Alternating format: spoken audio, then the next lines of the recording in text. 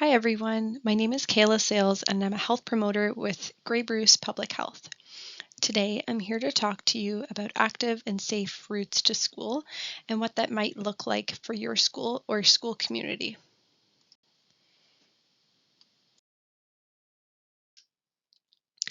So what is active and safe routes to school?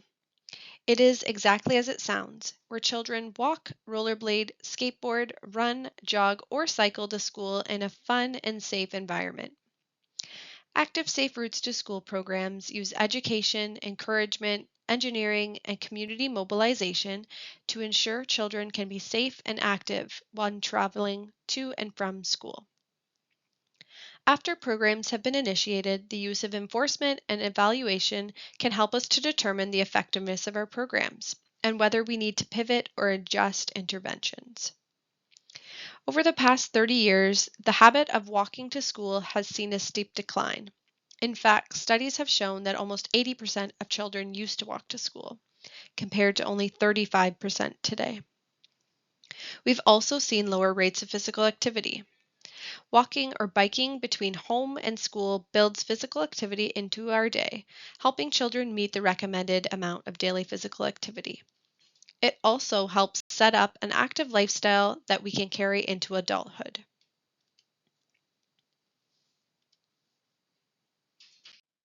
There are two main goals of our program. The first is to increase the number of students using active, safe, and sustainable modes of travel for all or part of their commute to school. And the second is to address ongoing transportation and traffic safety problems, such as reducing the number of children being driven to school, which in turn reduces traffic congestion and potential for negative pedestrian or vehicle interactions.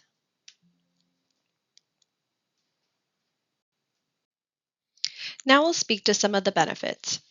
Active Safe Routes to School programs can address the health and safety issues associated with the use of motor vehicles for school travel. Through active transportation, children can develop confidence and independence, learn safety sense, and achieve or get closer to the recommended guidelines for physical activity. As we know, physical activity benefits children in several ways, including improved academic performance and mental well-being. Active school travel saves money and hours of our time for all players involved. For school boards, there's reduced demand for school buses, which we know eats up a significant amount of funding. For schools, there's reduced congestion, which means fewer staff, administrators, or volunteer hours required to monitor drop-off and pickup zones, and time spent discussing traffic issues with concerned parents or residents. For local government, there's less congestion, which means less wear and tear on our roads. This also reduces the need for expensive vehicle infrastructure and helps to lower greenhouse gas emissions. If students are walking or biking to school, there will be fewer cars on the road for trips related to getting kids to and from school. Traffic congestion will decrease during drop-off and pickup times, and our roads will be safer with lower traffic volumes. We know that traffic congestion is directly linked to poor air quality and increased greenhouse gas emissions around schools.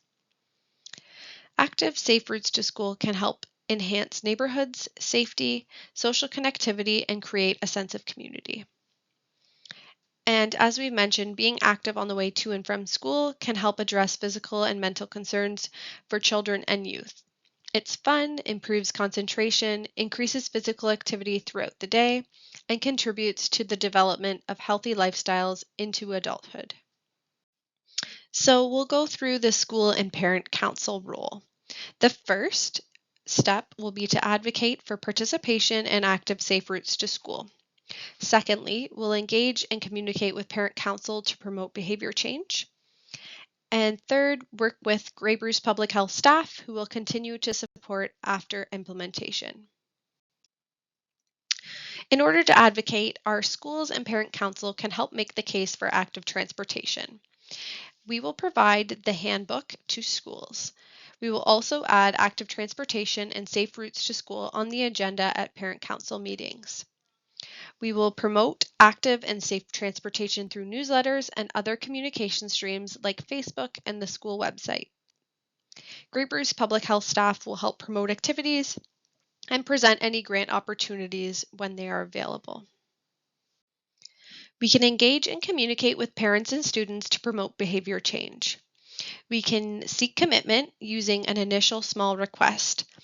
The more durable and public the commitment, the better. Examples include asking families and students to create a written pledge with actions they intend to take, or to commit to a month of walking to school on Facebook.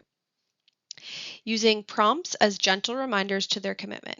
For example, using a newsletter or social media reminders.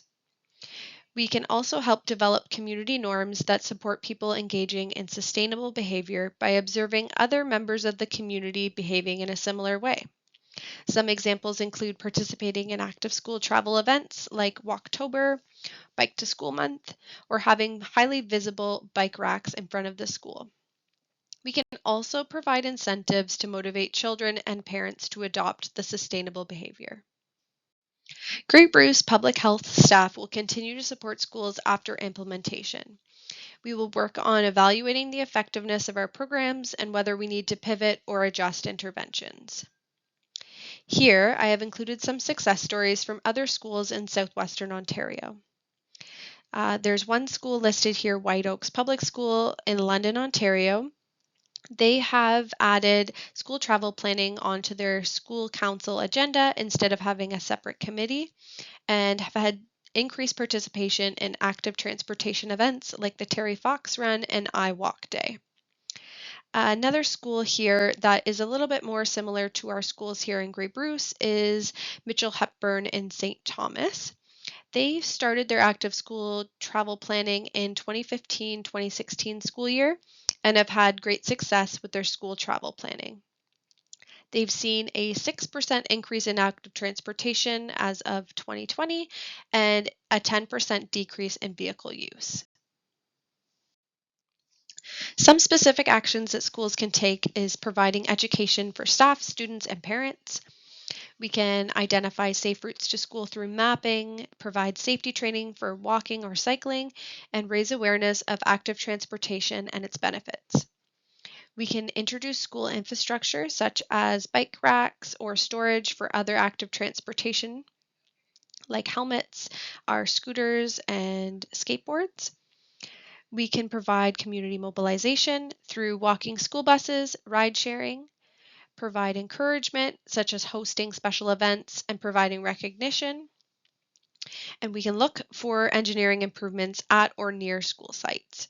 So pedestrian crossings, adult crossing guards, repairs and maintenance and upgrades to sidewalks or signage. For all of these actions, we would still need collaboration from the school board, municipalities, public health professionals, police, parents, educators, and of course, children. Now, many of you may be thinking, what about our rural students? How can we include students who require busing or private transportation? If parent council and the principal approve, we can consider organizing an alternative drop-off point close to the school for school buses and driving parents. This allows all students to participate, especially those who live far away. Invite parents, teachers, community members, and other responsible adults to help with supervision on these days. Another is Walking Wednesdays. It's an invitation for bus students to walk laps around the school grounds before school begins, after school before bus pickup, or at lunchtime. It doesn't have to be on a Wednesday, and it doesn't necessarily need to only be bus students. There could be a teacher champion this, like a club where kids can go to walk around the schoolyard. Initially could start one day a week and move up to more days if there is interest. Teacher involvement could also be limited to just organizing a meeting time and location, or could be more involved as to participate and encourage walkers or runners. Some schools also hold their Terry Fox Run as part of their I Walk Month celebration, which is also a good way to get bus students and teachers active as well.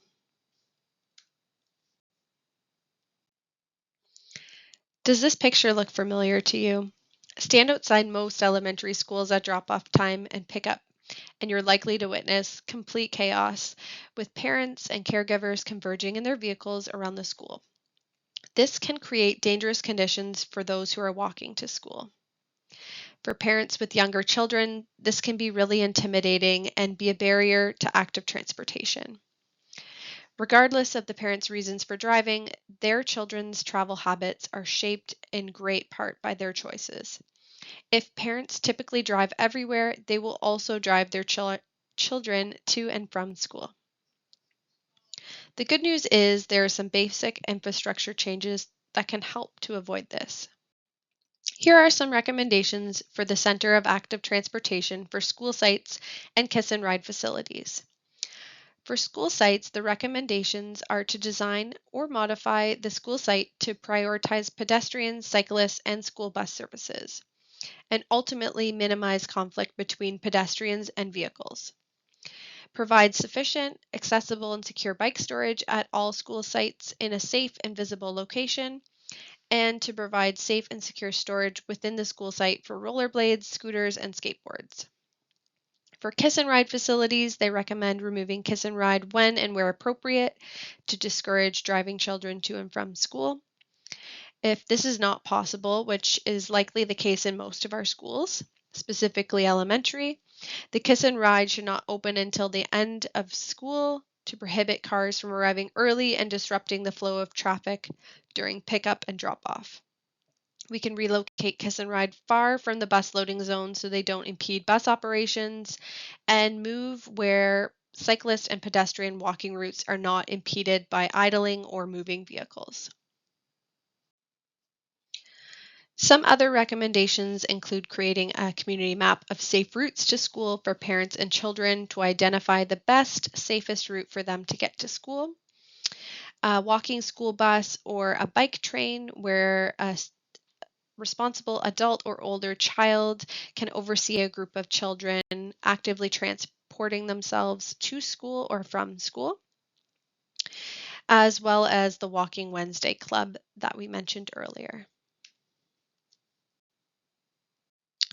The program handbook that I mentioned earlier is the Active and Safe Routes to School in Manitoba Program Handbook and Resource Guide.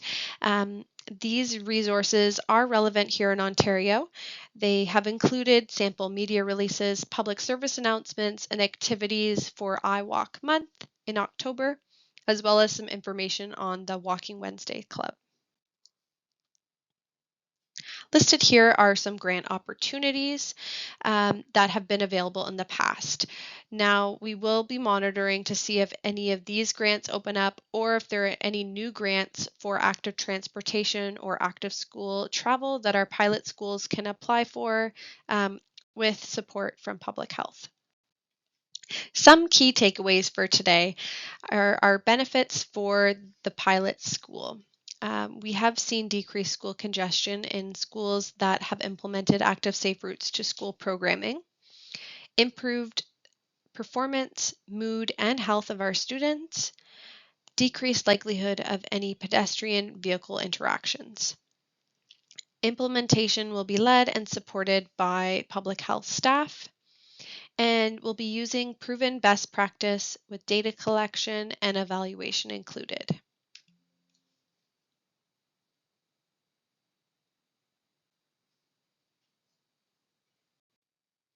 Thank you so much for listening to my presentation today on active safe routes to school.